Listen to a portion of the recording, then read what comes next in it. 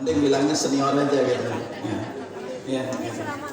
Kalau udah senior, pantau diri kemanakah Allah memudahkan jalan kita.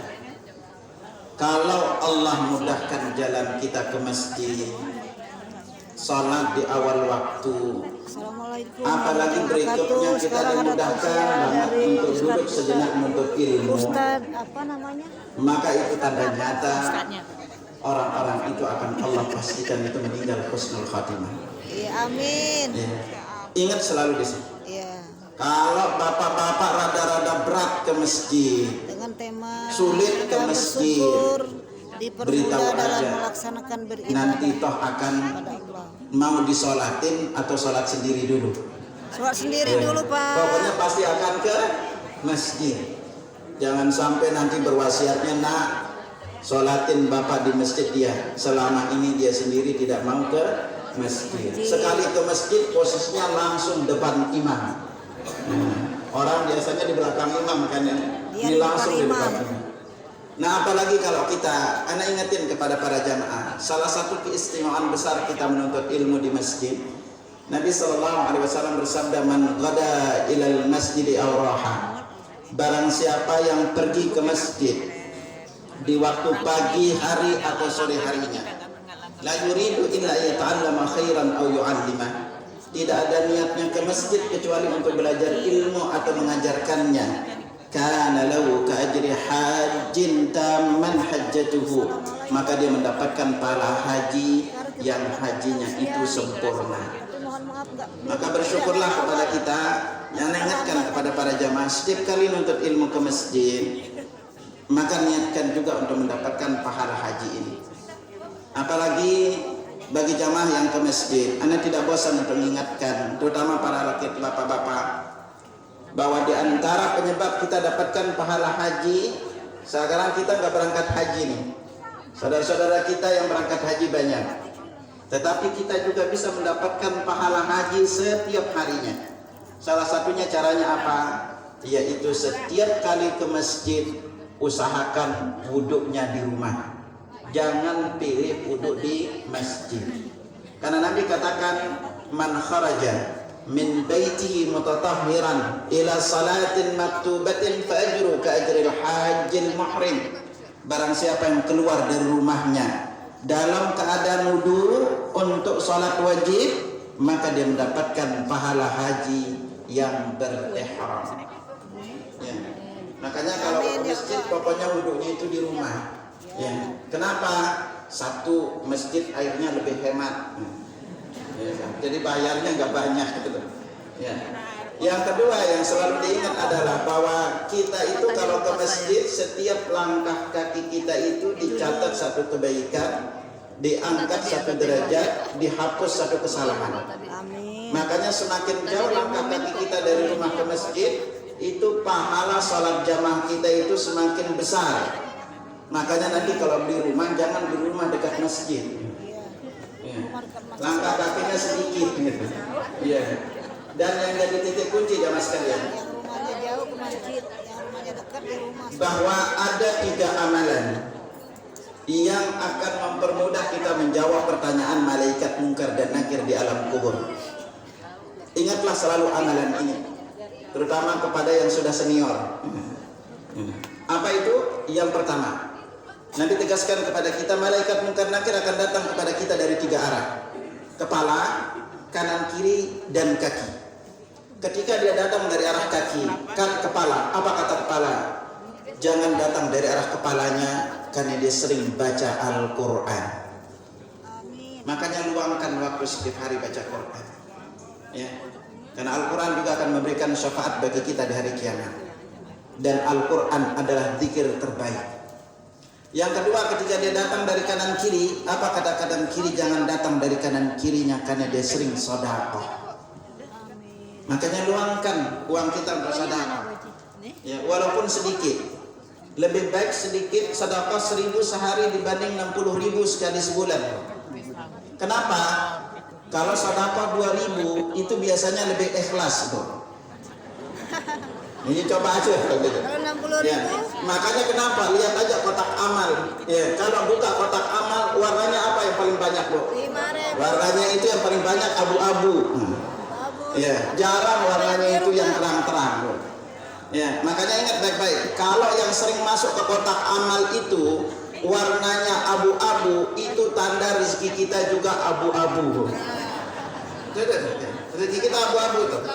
Tapi kalau yang sering masuk ke kotak amal itu warnanya cerah-cerah, Bu, dijamin rezekinya juga cerah. Itu ingat aja tuh, Bu. Ya, sekarang lihat aja mana yang sering masuk tuh. Kalau yang masuknya abu-abu, tangannya ditutup gitu. Kalau masuknya cerah-cerah, dibuka aja, masuknya di gampang. Gitu. Nah ini gitu. Sedekah itu termasuk hal yang diinginkan oleh orang yang meninggal dunia. Ya. Lalu berikutnya adalah di antara ketika malaikat Munkar Nakir datang dari arah kaki. Apa kata kaki? Jangan datang dari arah kakinya karena dia sering melangkahkan kaki menuju masjid. Subhanallah. Makanya ini ingetin kepada bapak yang sudah senior. Ketika Allah mudahkan kita masuk ke rumahnya di dunia.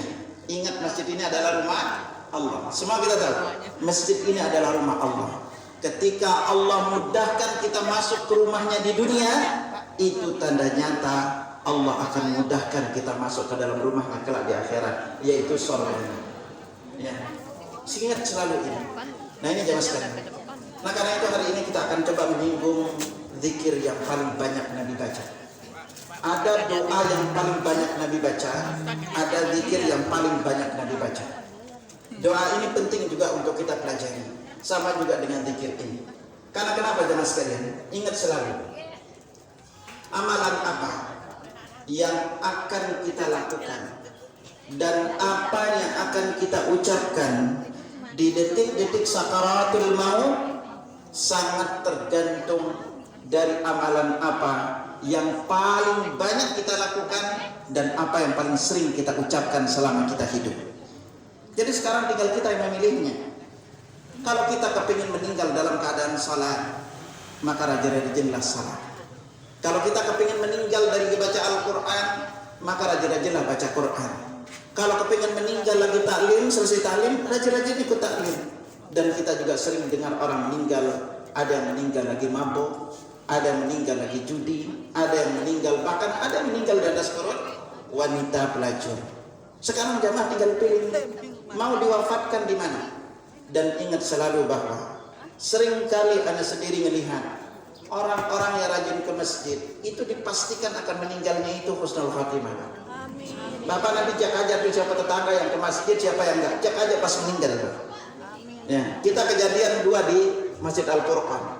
Dulu awal-awal ada masjid di Masjid Al-Furqan, Pak Jamaluddin rahimahullah. Beliau meninggal kapan? Meninggalnya di dekat kedua. Pas jadi imam juga. Terakhir kemarin Pak Haji Bekti, subhanallah, meninggalnya juga jadi imam. Itu dua-duanya meninggal pas salat. Kami tahu banget dua ini ya. Pak Haji Bekti itu tetangga di Teratai. Pak Jamaluddin dulu sama-sama ketika di Furqan jadi imam gitu. Dua-duanya Allah takdirkan meninggal dalam keadaan salat. Ya. Subhanallah. Alhamdulillah. Itu Pak. Makanya sekarang tinggal Bapak mau dipanggil di mana? Udah. Bagi bapak-bapak yang udah senior, tunggu malaikat maut tempat sholat aja lah. Ya. Enak kan kalau meninggalnya? Kenapa meninggalnya? Lagi sholat. Dengarnya enak. Tapi ditanya kenapa bapak meninggal? Lagi nonton bola. Aduh, nggak enak.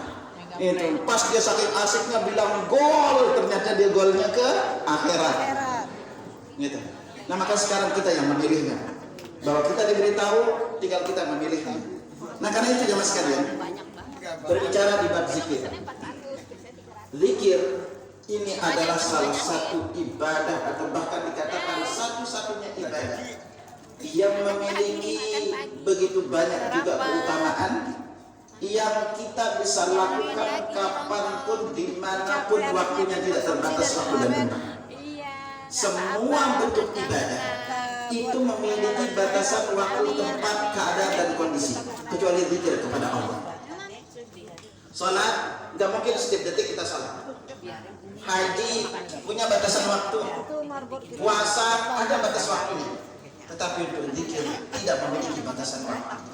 Karena itu kita disuruh berzikir kapanpun dimanapun. Allah Subhanahu Wa Taala berfirman dalam surat Al-Ahzab ayat 41-42, Ya ayyuhalladzina amanu dzkurullaha dzikran katsira wasabbihuhu bukratan wa asila.